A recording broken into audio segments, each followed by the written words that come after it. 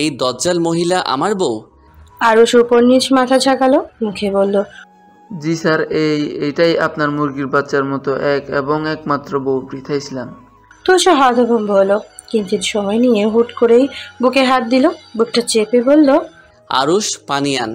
বউ দেখে কেমন কলিজা শুকিয়ে যাচ্ছে আমার। যে কোনো সময় অ্যাটাক ফ্যাটাক হয়ে যেতে পারে। আরুষ ভয় পেল তুজের অ্যাটাক। এর থেকে আতঙ্কের আর কি হতে পারে। ছেলেটা সময় ব্যয় করলো না একটু, দৌড়ে গেল গাড়ির নিকট।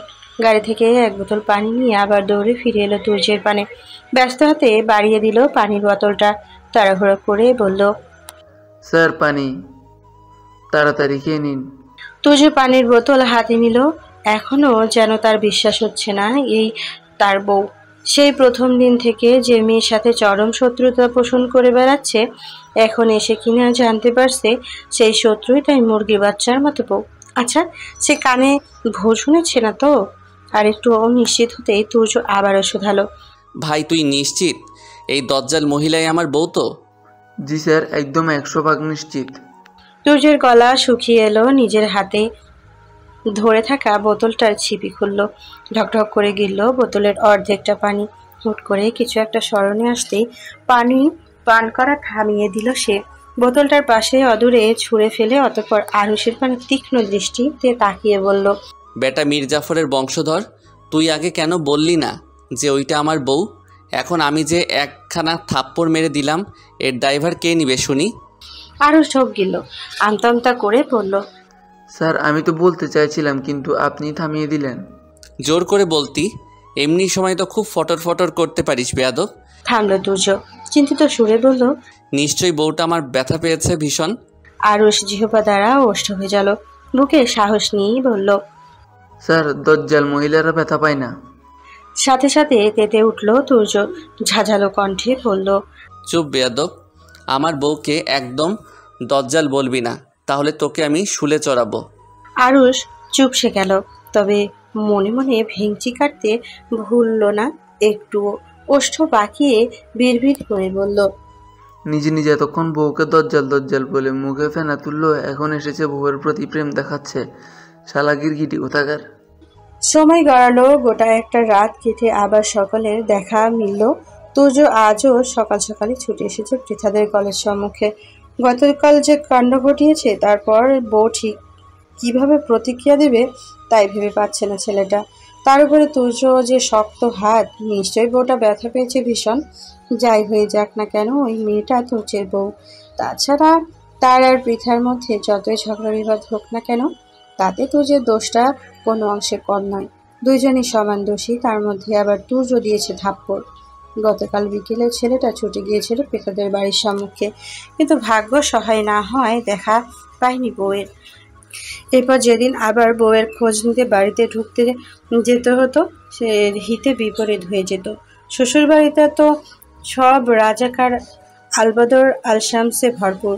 বউটাও এই মুহূর্তে চেতে আছে, তাই আর তুর্য ওই বাড়িতে ঢোকার ঝুঁকি নেয়নি। আগে বউটাকে মানানো যাক, তার ভালোবাসায় সিক্ত করা যাক, তারপর না হয় এই শত্রুকে ঘেরা বাড়িতে ঢুকে 2-4টা তাণ্ডব নৃত্য নাচা যাবে।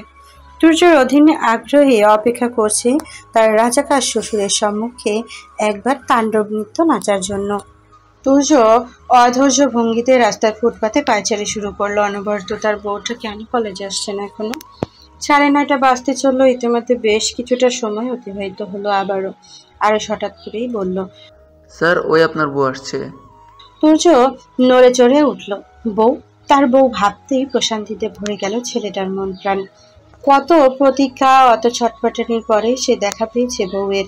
এই মেয়েটাকে আগে যতবার দেখেছে কখনোই এমন লাগেনি, অথচ যখন থেকে শুনেছি এই মেয়েটাই তার বউ, যখন থেকে অজানা এক প্রশান্তিময় অনুভূতি আষ্টে পৃষ্ঠে ধরেছে তুর্যকে। পৃথা রাস্তায় তুর্যকে দেখেও না দেখার ভান ধরল। ছেলেটাকে উপেক্ষা করে পা বাড়ালো গেটের দিকে। আরুষ তাড়াহুড়ো করলো, হই হই করে বলল, স্যার আপনার বউ চলে যাচ্ছে তো? তুর্য হুঁশ ফিরল। বউ চলে যাচ্ছে দেখে হন্তদন্ত হয়ে উঠল ছেলেটা। তাড়াহুড়ো করে ডাকলো। প থামলো তুর্য, অর্ধেকটা ডেকে বাকিটা গিলে ফেললো। নিজেকে সামনে নিয়ে আবার ডাক দিল, পৃথা। পৃথা থমকে দাঁড়ালো, ভ্রু কুঁচকে তাকালো পেছন দিকে। তাকে ডাক প্রদানকারী ব্যক্তিকে দেখে হৃদয় কুঁচকে এলো আবারও। এই লোক আবার তাকে ডাকছে কেন? আবার কোনো ঝামেলা পাকানোর ইচ্ছে তো সে। মনে মনে সন্দেহ জন্ম নিল পৃথার। আশেপাশে একবার নজর বুলিয়ে সে বলল, জি, আমাকে ডাকছেন? তুজ এগিয়ে গিয়ে ধারালো পৃথার নিকটে। মেয়েটার মুখোমুখি হয়ে বলল, হ্যাঁ, তোমাকেই ডাকছি। পৃথা কপাল টান টান করে তাকালো তুজের পানি। শক্ত কণ্ঠে বলল, কি খবর? থাপ্পড় কি আরেকটা মারা বাকি আছে নাকি আপনার? তুজ বইয়ের শক্ত কথার নিকট কিছুটা দমে গেল। এই বোধহয় প্রথমবারের মতো সে দমে গেল। নয়তো তার কথার সাথে পেরে উঠবে এমন কেউ আছে? তুজ আশেপাশে তাকালো। কি বলবে না বলবে ভেবে পেল না। মস্তিষ্ক হাতড়ে আমতামদা করে হুট করেই বলে ফেলল, আসলে কি বলতে চাইছিলাম কি, তোমার গালটা ভীষণ নরম। পৃথার চোখ জোড়া বড় বড় হয়ে গেল। কটমট করে বলল, অসভ্য অভদ্র পুরুষ মানুষ। তুজ ঢোক গিলল। সে যে উত্তেজনায় ভুল করে ফেলেছে বেশ ভালো বুঝতে পারছে।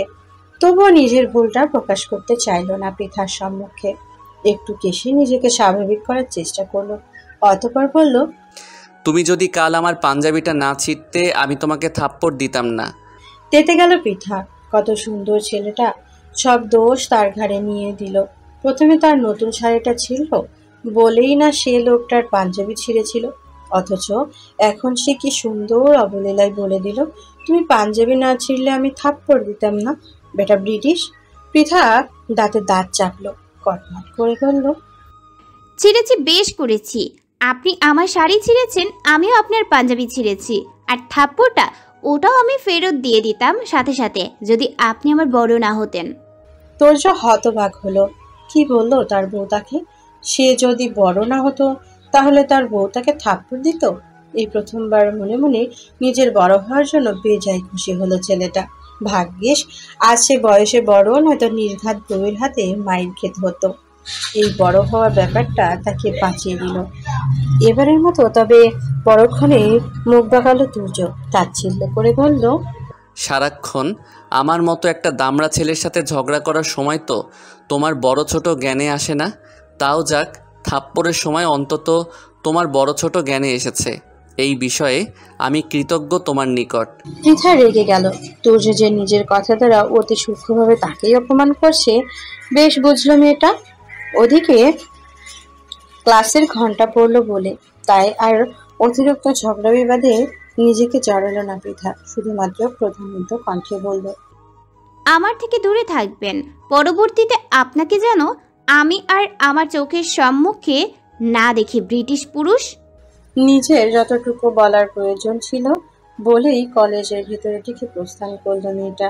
তুর্যকে আর কিছু বলার সুযোগ দিল না। পৃথা চলে যেতেই আরুষ এগিয়ে এসে দাঁড়ালো তুর্যের পাশে। ভাবুক ভঙ্গি দিল। আপনার বউটা মনে হয় এত সহজে মানবে না স্যার। তুর্যের দৃষ্টি তীক্ষ্ণ হলো। সে পৃথার চলে যাওয়ার পানি দৃষ্টি অব্যাহত রেখেই বলল, আমি কি বউকে মানাতে এখন তার কলেজের অধ্যাপক হিসেবে চাকরি নেব আরুষ? ওই নাটক, সিনেমা, উপন্যাসে যেমন হয় তেমনভাবে? আরুষ কোনো চিন্তা ভাবনা করল না, ফট করে উত্তর দিল। শিক্ষক পিতার সমতুল্য স্যার। তুর্য ঘাড় বাঁকিয়ে তাকালো আরুষের পানে। কটমট করে বলল, চুপ থাক মীর জাফরের বংশধর। দিলি তো আমার মনটা ভেঙে। কত সুন্দর ভেবেছিলাম একজন অধ্যাপক হিসেবে কলেজে চাকরি নিয়ে প্রতিদিন অল্প অল্প খুদ কুড়া দিয়ে মুরগির বাচ্চার মতো বউটাকে পটিয়ে নিব। তার হতে দিলি না বেয়াদব। সকাল গড়িয়ে বিকেলের দেখা মিলল। পৃথা ক্লাস শেষ করে পার্কের দিকে গেল একটু। বাড়িতে গেলে আর কেউ বাড়ি থেকে বের হতে দিবে না, অথচ মনটাও ভালো লাগছে না খুব একটা। চোখের সম্মুখে বারবার তুর্যের মারা গতকালের ওই থাপ্পড়টা দৃশ্য ভেসে উঠছে। সে ছোটবেলা থেকেই চঞ্চল প্রকৃতি, দুষ্টুমির জন্য বাবা মা কিংবা ভাইদের নিকট বকা খেয়েছে অনেক, কিন্তু কেউ কখনো মারেনি তাকে। অথচ এই পুরুষ কোথা থেকে এসে দুম করে মেরে দিল, তাও কতগুলো মানুষের সামনে। কতটা লজ্জায় পড়তে হয়েছিল গতকাল পৃথাকে। তবুও তো পৃথা দমে যায়নি, কলেজে যাওয়া বন্ধ করেনি। পৃথা হাঁটতে শিখেনি। আর না কাল ওই থাপ্পড়টার তার কোনো দোষ ছিল, তাই সে সকাল সকালই কলেজে ছুটে গিয়েছিল। কিন্তু লজ্জা, মন খারাপ, তারা তো ঠিকই আষ্টে পৃষ্ঠে ঘিরে রেখেছে পৃথাকে। কি হলো? কেন হলো? কোন দোষে পৃথাকে লজ্জায় পড়তে হলো? সবার সম্মুখে তুর্য নামক ছেলেটার চেহারা মনে আসতেই পৃথার ছোট্ট দেহটা যেন ক্রোধে কেঁপে ওঠে। ইচ্ছে করে 2-4টা চড় থাপ্পড় মেরে ছেলেটার ফর্সা গাল লাল করে দিতে, কিন্তু বড় বলে আহার চক্ষু লজ্জায় তা পারে না। ছেলেটা ভীষণ বাজে, নির্দয় হলেও সে তো না। পার্কের বেঞ্চে বসে আকাশ পাতাল ভাবছিল পৃথা। মেয়েটার ভাবনার মাঝেই তার পাশে এসে বসলো কেউ একজন। পৃথা ঘাড় ঘুরিয়ে তাকালো সেই দিকে, দেখলো তুর্যকে। মুহূর্তেই মেজাজ বিগড়ে গেল, ঝাঁঝালো কণ্ঠে বলল, আপনি এখানে আর আমার পাশে কেন বসেছেন? তুর্য ততটা পাত্তা দিল না পৃথার কথায়, নির্বিকার ভঙ্গিতে বলল, জায়গা পেয়েছি বসেছি, এখানে কি তোমার নাম লেখা আছে নাকি? পৃথার কেন যেন কথা বাড়াতে ইচ্ছে হলো না। এর সাথে এখন কথা বাড়ানোর নামই ঝগড়া, আর এই মুহূর্তে ঝগড়া করার মতো ইচ্ছে বা মানসিকতা কোনোটাই নেই মেয়েটার। তপ্ত নিঃশ্বাস ফেলল পৃথা। কলেজের ব্যাগটা কাঁধে নিয়ে উঠে দাঁড়ালো সে। ধূপধাপ পা ফেলে বাড়ির উদ্দেশ্যে রওনা দিল। তুর্য পেছনে ডাকলো, গলা উঁচিয়ে বলল, পৃথা। পৃথা দাঁড়ালো না, বরং হাঁটতে হাঁটতেই পেছন ফিরে অগ্নি দৃষ্টিতে তাকালো তুর্যের পানে। মুখে কিছু না বললেও চোখ দিয়ে শাসিয়ে গেল সূক্ষ্মভাবে। তুর্য আর ডাকলো না মেয়েটাকে, অসহায় দৃষ্টিতে তাকিয়ে রইল পৃথার যাওয়ার পানে। আরুষ পাশেই ছিল। পৃথাকে চলে যেতে দেখে সে বলল, স্যার আপনার বউ চলে যাচ্ছে। তুর্য ফোঁস করে একটা নিঃশ্বাস ছাড়লো, হতাশ কণ্ঠে বলল, আমার মুরগির বাচ্চার মতো বউটা অমন বাচ্চাওয়ালা মুরগির মতো কেমনে হলো ভাই?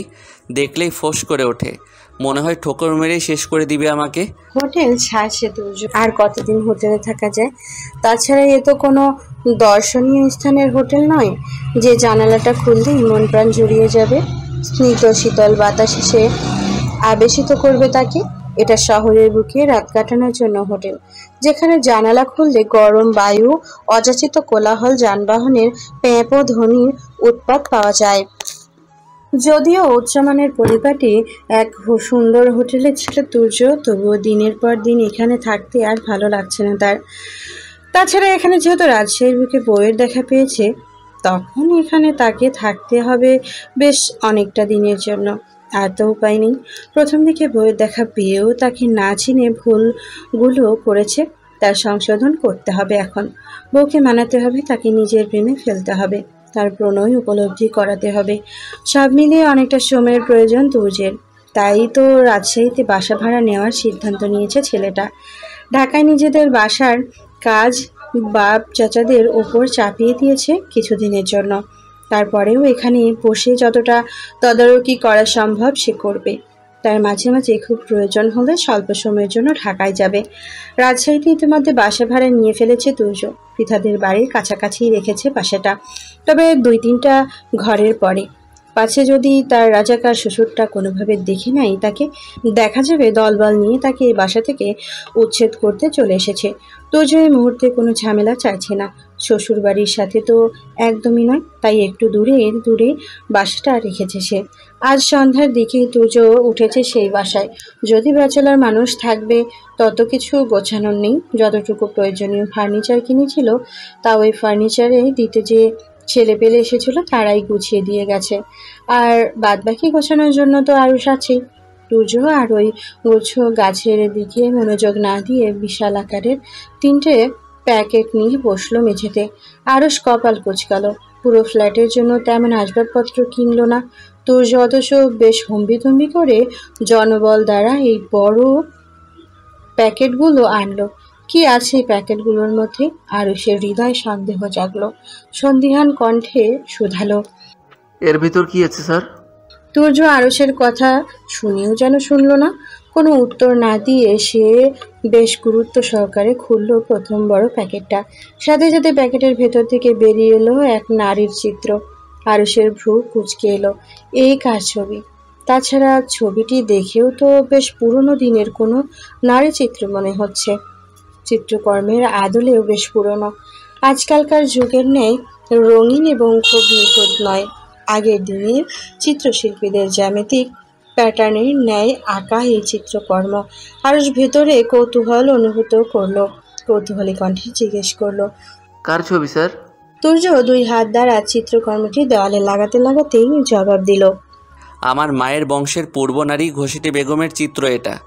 আরও অবাক হতে গিয়েও অবাক হলো না। তুর্যের আচার আচরণ, কথাবার্তা সবকিছুর সাথেই সে বেশ পরিচিত। এই বারান্দার দ্বারা এই বান্দার দ্বারা যে সব কিছু সম্ভব তা সে জানে। সেখানে সামান্য ঘসিটি বেগমের চিত্রকর্ম আর কি। ঘসিটি বেগমের প্রতিটা দেওয়ালে টাঙিয়ে পরে আর একটা প্যাকেট খুলল তুর্য। এই প্যাকেট থেকে একজন পুরুষের চিত্রকর্ম বেরিয়ে এলো। এই পুরুষের চিত্র এই যুগের বলে মনে হচ্ছে না কোনো ক্রমেই। আগে ঘসিটি বেগমের চিত্রের ন্যায় আঁকা। আরুষ আবারও কৌতূহলবশত জিজ্ঞেস করলো, এটা কার ছবি স্যার? এবার তুর্য ফিরে তাকালো। আরুষের প্রাণে দুই হাতে চিত্রটা আরুষের সামনে ধরলো, অতঃপর বলল, তোর তো একে চেনার কথা আরুষ। ভালো করে দেখ, চোখ নাক মুখ সব খুঁটিয়ে খুঁটিয়ে দেখ, দেখবি ঠিক চিনে যাবি। আরুষ বিশ্বাস করলো তুর্যের কথা। বড় বড় চোখ করে সে তাকালো ছবিটার পানে। নিশ্চয়ই এই ব্যক্তি ইতিহাসের খ্যাত কোনো পুরুষ মানুষ হবে যাকে আরুষের চেনার কথা। ইতিহাস খ্যাত ব্যক্তিদের ছাড়া তো আর তেমন কারো চিত্রকর্ম তৈরি করা হতো না। তৎকালীন সময়ে আরও সময় নিয়ে খুঁটিয়ে খুঁটিয়ে দেখলো ছবিতে থাকা পুরুষকে। বেশ কিছুক্ষণ নানাভাবে সে চেষ্টা চালালো লোকটাকে চেনার, কিন্তু ফলাফল শূন্য। আরুষ মাথা চুলকে বলল, কে এটা? আমি চিনতে পারছি না স্যার। সাথে সাথে নাক মুখ কুঁচকে ফেললো তুর্য। নাক ছিটকে বলল, ছি আরুষ, তোকে নিয়ে তো আমার এবার লজ্জা হচ্ছে। তুই কিনা শেষে নিজের পূর্বপুরুষদের চিনতে পারছিস না। কেমন ছেলে তুই? আরুষ অবাক হলো, সাথে সাথে কিনা তার পূর্বপুরুষ, অথচ সে নিচে না। আরুষের মনে মনে খারাপ লাগলো ভীষণ। সে নিজের বংশের পূর্বপুরুষদের চেনে না, অথচ তার পূর্বপুরুষদের তুজো চিনে। এর থেকে লজ্জার আর কি হতে পারে ভাই? তবু আপাতত আরুষ লজ্জা গিলে খেলো। তার এই পূর্বপুরুষকে অবশ্যই চিনতে হবে তাকে, নয়তো পরবর্তীতে আবার কেউ হুট করেই এসে এই ছবি দেখিয়ে তাকে কি কিছু জিজ্ঞেস করলে লজ্জায় পড়তে হবে। আরও জিহ্বা দিয়ে নিজের ওষ্ঠ ভেজালো। জানার আগ্রহ নিয়ে তুর্যকে শুধালো, এর নাম কি স্যার? এ আমার কোন পূর্বপুরুষ? তুর্য যেন এবার মহা বিরক্ত হলো।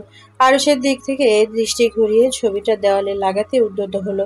কপাল কুঁচকে জবাব দিল, এটা মীর জাফর, তোর কলিজার বন্ধনের পূর্বপুরুষ। আরুষ হতাশ হলো।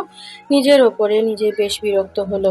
এই তো জানা কথা ছিল যে তুর্য কোনো গুরুত্বর উত্তর দিবে না, কিন্তু তুর্যের চরিত্র সম্পর্কে জানার পরেও এই কথা তার মাথায় কেন এলো না? ধুর, আর কিছু সে জিজ্ঞেসই করবে না তুর্যকে। পাগল লোকের সব পাগলামি কথাবার্তা। আরুষের ভাবনার মধ্যে ৩য় নম্বর প্যাকেটটা খুললো তুর্য। তার ভেতর থেকে বেরিয়ে হলো এক পুরুষের ছবি। তবে এই ছবিটা আগেরগুলোর মতো পুরনো নয়। যদিও এটা কোনো অংশেই চিত্রকর্ম বলে মনে হচ্ছে না, এটা ক্যামেরায় বন্দি কোনো ছবি মনে হচ্ছে। আরও জিজ্ঞেস করবে না করবে ভেবেও কৌতূহলী হয়ে পড়লো। কোনো কিছু না ভেবেই জিজ্ঞেস করে ফেললো, এটা কার ছবি? তুজো দেওয়ালে ছবিটা লাগালো। ছবির পানে দৃষ্টি রেখেই বলল, হবে কোনো এক রাজাকারের। আমার রাজাকার শ্বশুরটার ছবি সংগ্রহ করতে পারিনি, তাই আপাতত অন্য একজন রাজাকারের ছবি টানিয়ে দিয়েছি।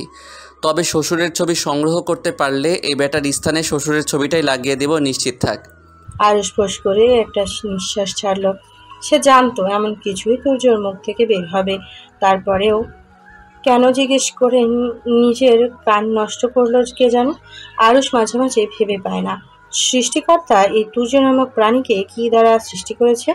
এর আগা গোড়া সবটাই অদ্ভুত, কথাবার্তা এবং কার্যক্রম দ্বারা ভরপুর। তুর্যের ছবিগুলো দেওয়ালে টাঙিয়ে হুট করেই টান টান হয়ে শুয়ে পড়লো ফ্লোরে। বেশ কিছুক্ষণ শুয়ে থেকে হঠাৎ করেই আবার উঠে বসলো। আরুষের পানে তাকিয়ে বেশ ভাবুক ভঙ্গিতে বলল, আমার নতুন ঘর, নতুন সংসার, বউকে এনে তো অন্তত একটাবার দেখানো প্রয়োজন, তাই না আরুষ?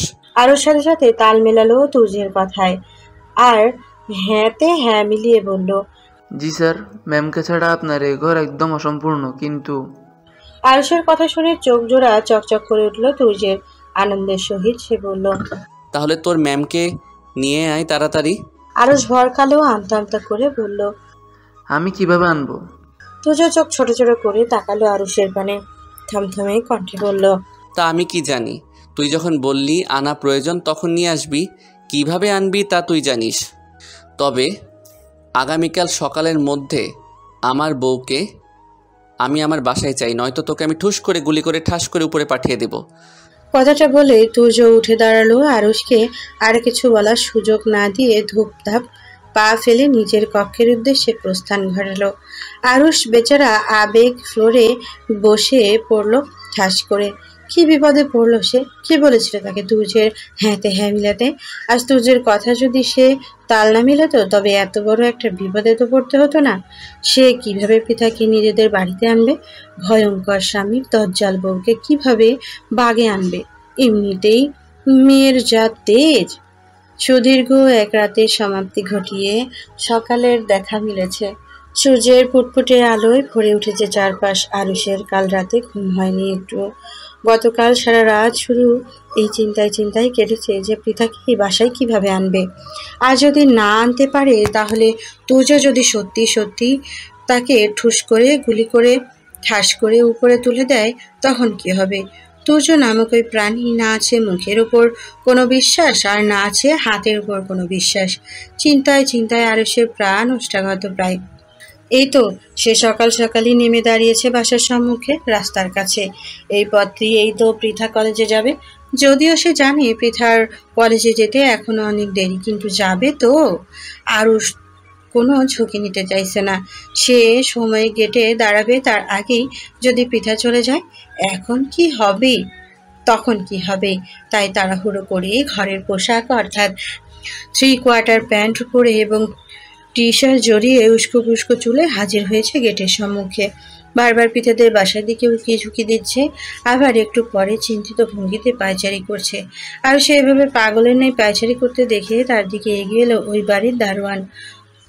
অর্ধবয়স্ক দারোয়ান 2 চোয়ালের সাহায্যে পান চিবোতে আরুষকে উদ্দেশ্য করে প্রশ্ন করলো। আপনি কেটা? আরুষ আমতা করে জবাব দিল, জি, নতুন এসেছি। ওহো। এইটুকু বলে আর দারোয়ান বলল কিছুই না। যেভাবে এসেছিল সেভাবেই প্রস্থান করলো। আরুষ আরো কিছুক্ষণ অতিবাহিত করলো পৃথার অপেক্ষায়। অবশেষে তার অপেক্ষার অবসান ঘটেছে। এই তো আসছে মেয়েটা। সাদা কলেজ ড্রেসে নিজেকে আবৃত করে মাথায় হিজাব পেঁচিয়ে আরুষ সময় ব্যয় করলো না। একটু ব্যস্ত পায়ে ছুটে গিয়ে দাঁড়ালো পৃথার সম্মুখে। হাসি মুখে বলল, আসসালামু আলাইকুম ম্যাম। হঠাৎ রাস্তার মাঝে কেউ পথ আটকে বিরক্ত হলো পৃথা। কপাল কুঁচকে সে তাকালো সম্মুখ পানে। আরুষকে দেখে চোখ ছোট ছোট করে বলল, আপনি ওই ব্রিটিশ লোকটার চেলা না?